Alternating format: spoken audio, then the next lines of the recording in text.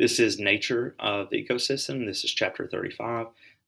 There'll be roughly around 12 questions coming from this PowerPoint.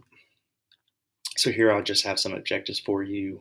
Um, Identifying what autotrophs and heterotrophs are and how they obtain nutrients, and describing the energy flow and biogeochemical cycling within and among the ecosystem. So pretty much if you're able to answer these questions, you'll be able to answer the examination questions. They shouldn't be too terribly difficult. So before we get started, it's important to know what biotic and abiotic components are of the ecosystem. So an ecosystem in general is just going to include both these biotic and abiotic components. Bio means life. So whenever I think of biotic, I think of organisms living within an ecosystem, that actual population itself. And then without abiotic, these are just things that don't necessarily live, but they support the biotic community. So these over here pictured on the right are going to be the things that support the organisms, and these are just things typically that you see around that you don't typically think of. So the sunlight's going to provide solar energy for the plants to take up and to begin photosynthesis to produce food for the primary consumer, which will be the heterotroph. And here you have wind. Wind will be responsible for just various different things like cross-pollination, allowing that to occur to produce plants. Here you have rain. Rain is going to be responsible for production of water, which will provide the water for organisms to drink and will help support the autotrophic life that's present within the ecosystem. Soil, know that typically you don't really think of dirt being important, but the soil is going to contain a bunch of inorganic nutrients that's going to be nourished through decomposition or something called detritus. We'll begin discussing that in further detail here in a bit.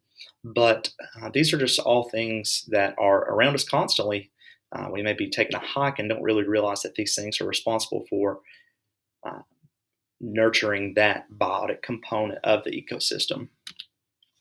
So here I have begun discussing what autotrophs and heterotrophs are. These are important for exam purposes. You guys should know these by now. But auto means self, so these are self-producers. There's very few things that are able to produce their own food, and plants are one of those. So plants take in sunlight, and through the two different chemical reactions that are two different systems within photosynthesis, they're able to produce their own food through the production of carbohydrates. And then you have heterotrophs, which are what we are. We are consumers. We begin to take in those plants, and through cellular respiration, we're able to break that down into energy. And as we'll see later on, this energy that is taken in, all of it is not available. We'll see that through the through the energy pyramids.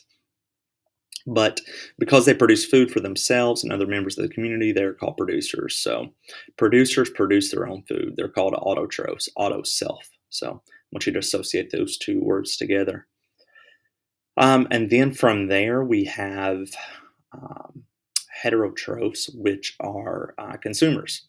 So here you can see on the top right, we have a picture of sunlight coming in, and through photosynthesis, the grass is able to produce food for the primary consumer, which is the grasshopper.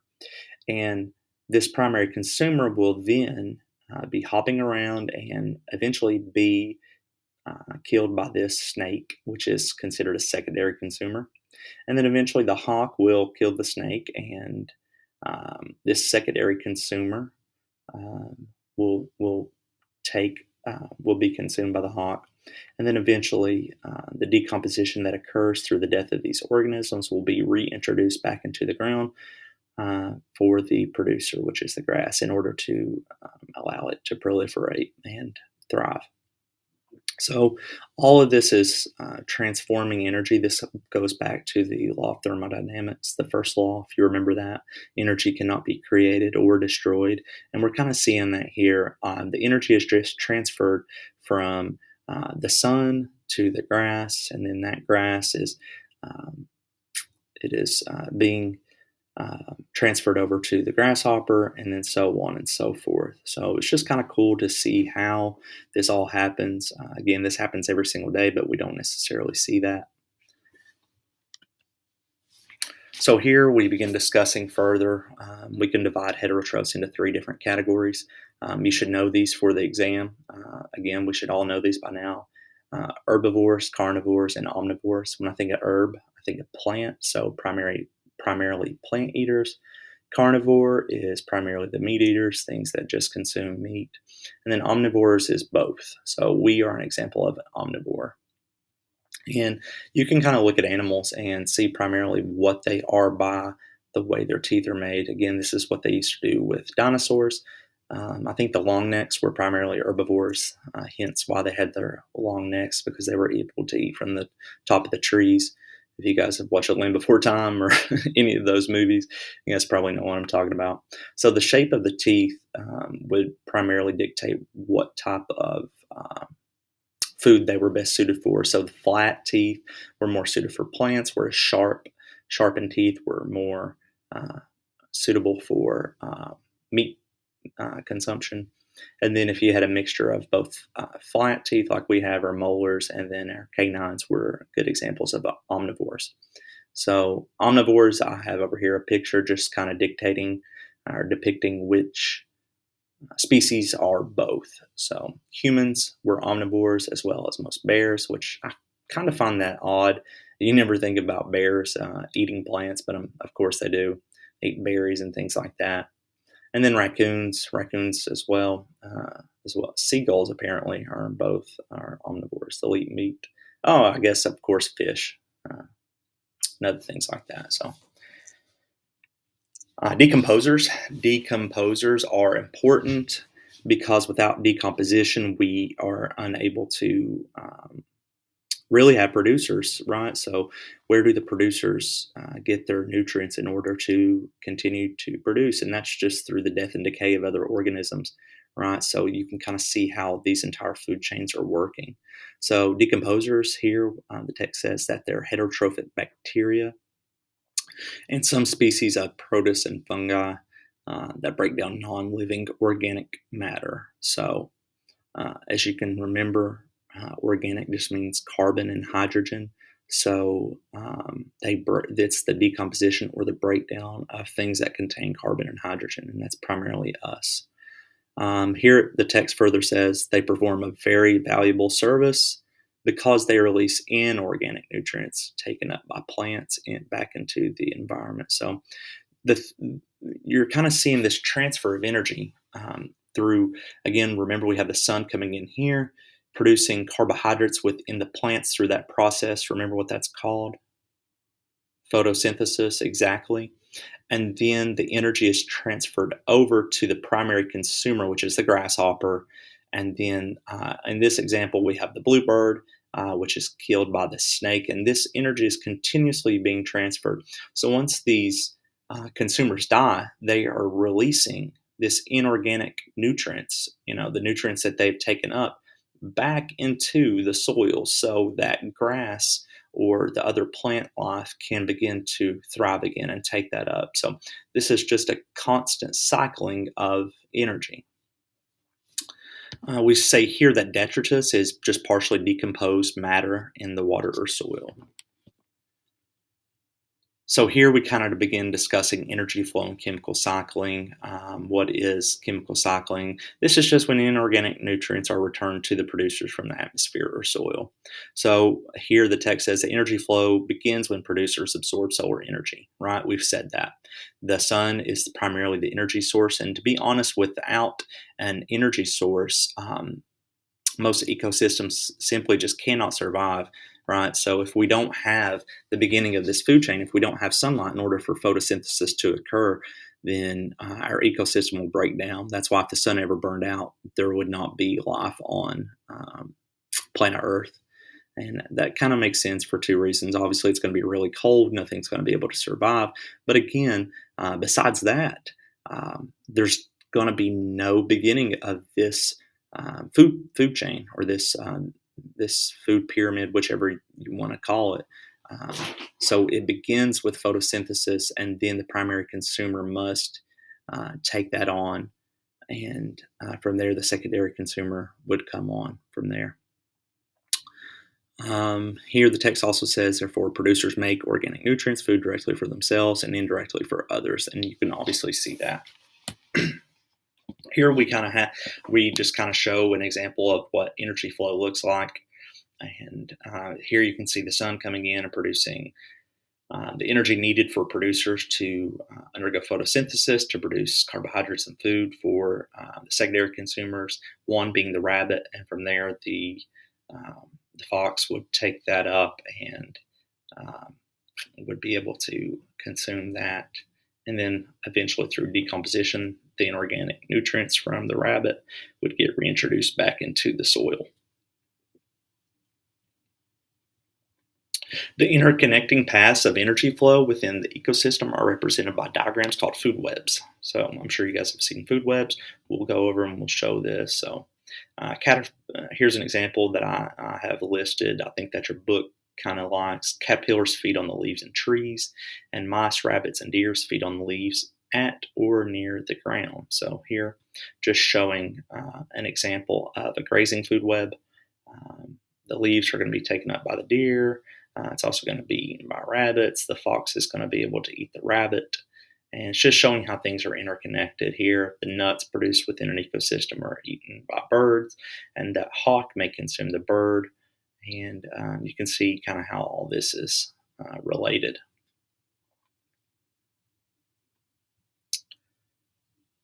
Here, we'll begin discussing the trophic levels. Diagrams that show a single path of energy flow, such as this, are called food chains. We've already seen an example of a food chain. So here's an example. Caterpillars eat on the leaves. Sparrows may eat the caterpillars.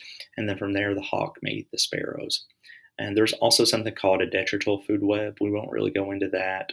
But detritus, or decomposition, earthworms eat that decomposition, and from there it's passed on to shrews. Here again, ecological pyramids, just showing how energy is transferred within. Just want you to know that not all of the energy is readily available for the next consumer. So here I have listed an example. There's an herbivore population that consumes 1,000 kilograms of plant material. Actually, about only 100 kilogram is converted over into the herbivore tissue. 10 kilograms to the first level, and then 1 kilogram to the second level. So there's this rule that we call the 10% rule that essentially says that only 10% of the energy can be found within that next level consumer.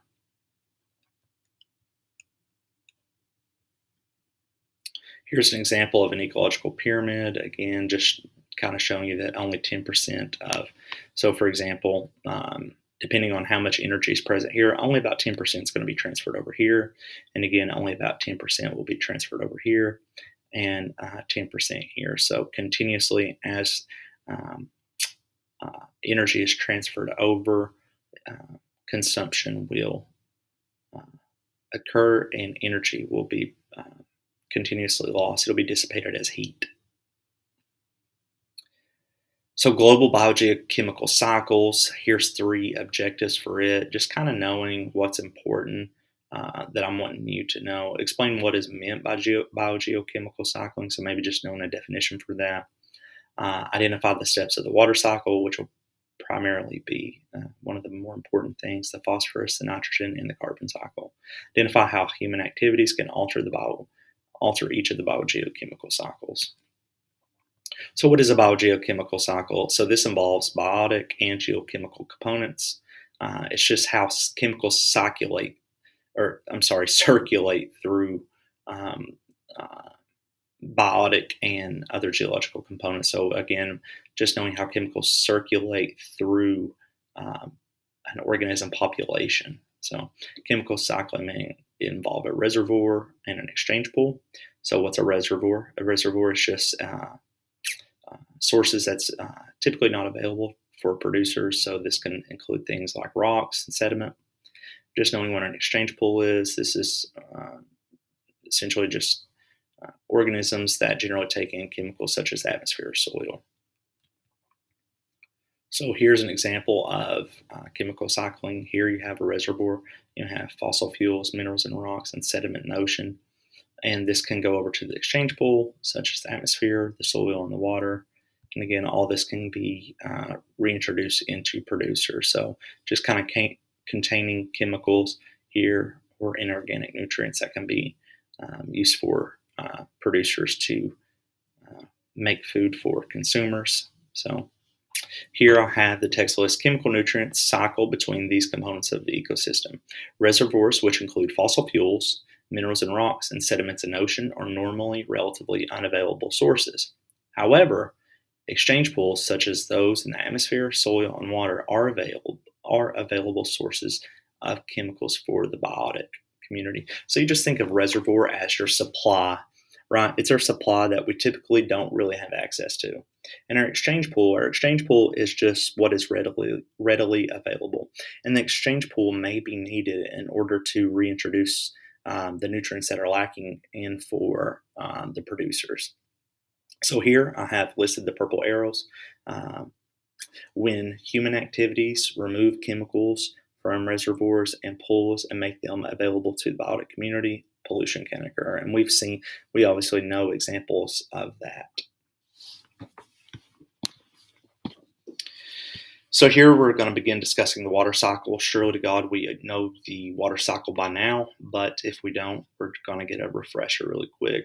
Easy examination questions that you guys should all get points for. So during the water cycle, fresh water is first distilled from salt water through evaporation. We know that heat comes in and causes evaporation to occur, and we learned why that happens previously. So evaporation, a liquid in this case, water changes to a gas. So obviously knowing whenever you have water in a liquid state and it changes over to gas, no, that's evaporation. Condensation is whenever this gas gets converted into a liquid. So eventually, through condensation, this water is going to eventually fall back to the earth as precipitation. So the amount of water evaporating from the ocean exceeds the amount of precipitation that falls back into the ocean. Often this excess moves over and falls on land. So precipitation, this can occur through rain, snow, sleet, or hail. Apparently fog, never really thought about that as being precipitation, but apparently it is. Here's an important definition, knowing what aquifers are. This is whenever water infiltrates through soil and rock layers, it can become stored sometimes as groundwater in an aquifer. These are just rock layers that contain water and release it back into wells or springs. Here we go, water cycle, human activities. It's kind of hit home. In some parts of the United States, especially in the arid West and southern Florida, withdrawals from aquifers can exceed any possibility of recharge. This is called groundwater mining. In these locations, the groundwater level is dropping and residents may run out of groundwater.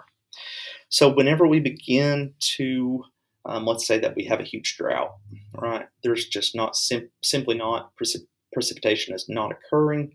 We're not having any type of rain and we don't have adequate storage of groundwater for the aquifer to be replenished, we can run out of water, right? This happens a lot of times out west. They'll have water shortages. They kind of plan for this to happen. So they will kind of put water restrictions on things, especially in Texas, places like that.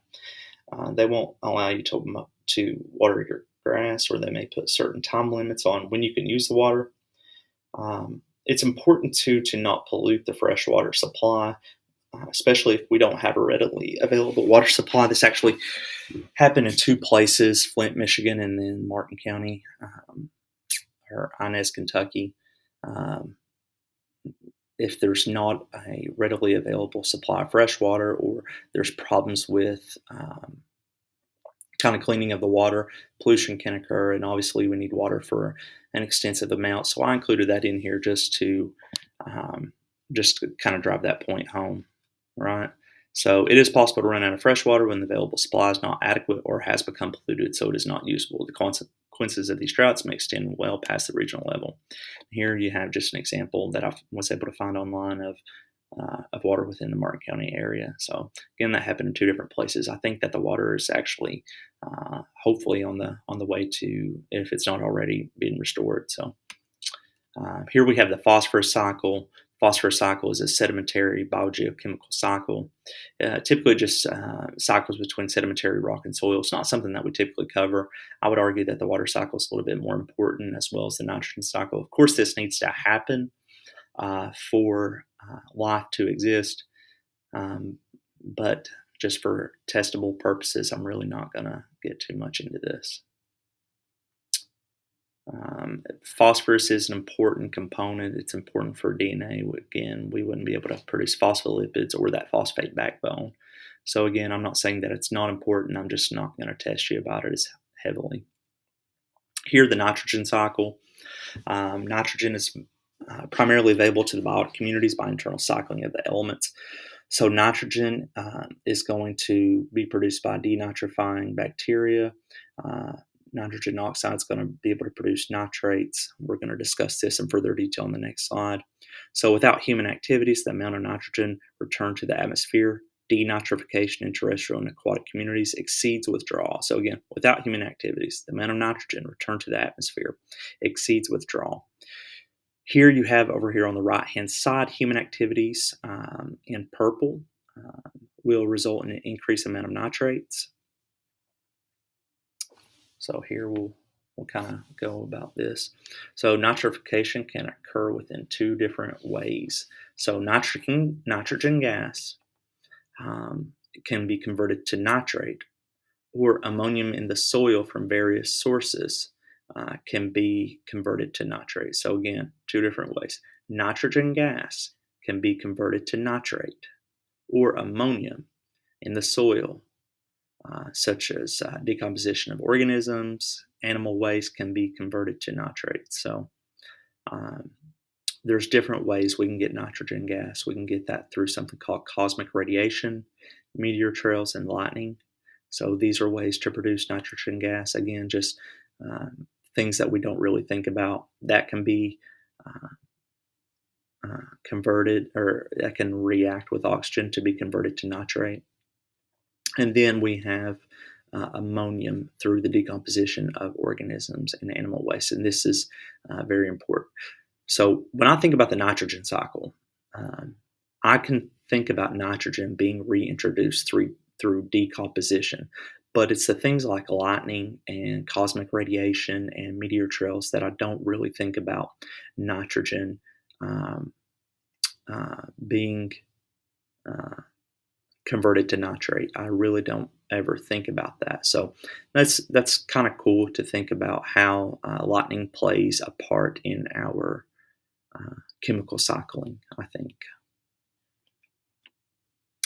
Here we have the carbon cycle. In the carbon cycle, plants in both terrestrial and aquatic ecosystems take up CO2 from the air. We know this happens in photosynthesis. It releases oxygen, right? So carbon dioxide comes in and is able to produce oxygen. They incorporate carbon into food that is used by autotrophs and heterotrophs. So carbon's present in primarily everything, guys. It's insane to really think about what all carbon is in. Human activities such as burning fossil fuels, again, through coal or gas, and trees add carbon dioxide and other gases back to the atmosphere. So we can burn fossil fuels and release CO2. We know that CO2 is responsible for global warming, things like that. Here we have a buildup of the green gases. These will all be tested just because they're pretty high yield for exam purposes. So a buildup of the greenhouse gases causes something called the greenhouse effect. And the greenhouse effect is literally just heating the earth. So it's a re-radiation of solar heat towards the earth caused by atmosphere that allows the sun rays to pass through, and it traps the heat. So once you have this trapping of heat, this leads to something called global warming. This is just the predicted increase in Earth's temperature. Global warming is responsible for climate change, right? So again, I just want you to see how this happens. So it's through this carbon cycle of us burning fossil fuels and other things that release this excess carbon dioxide. Through this release of carbon dioxide, you're going to have something called the greenhouse effect, in which the atmosphere doesn't, essentially, we trap this carbon dioxide, and this leads to heating of the earth. And through this heating of the earth, this leads to something called global warming, which is just an increase in the earth's temperature. And then eventually this leads to climate change.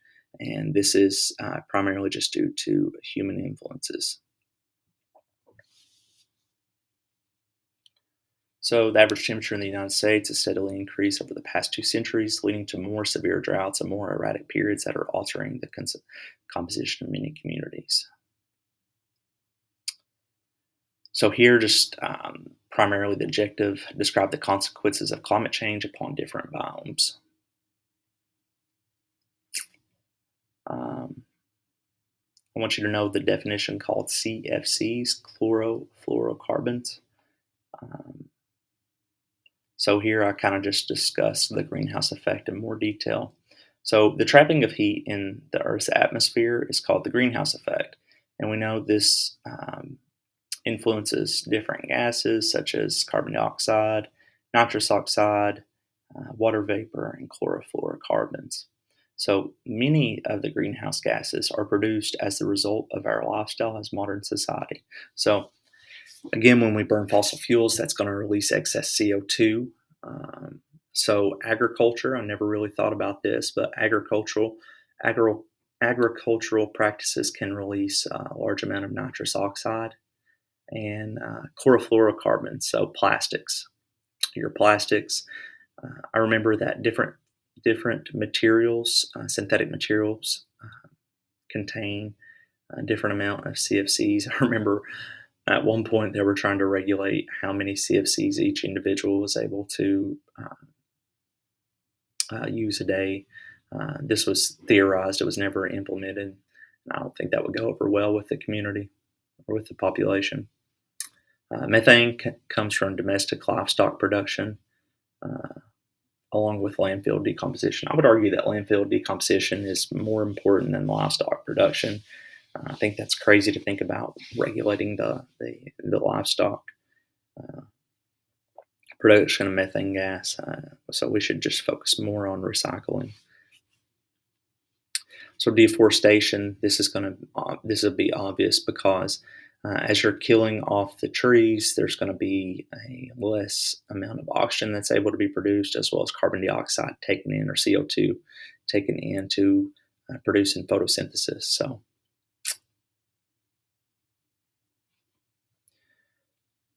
increase in the concentration of these gases in the atmosphere is leading to climate change.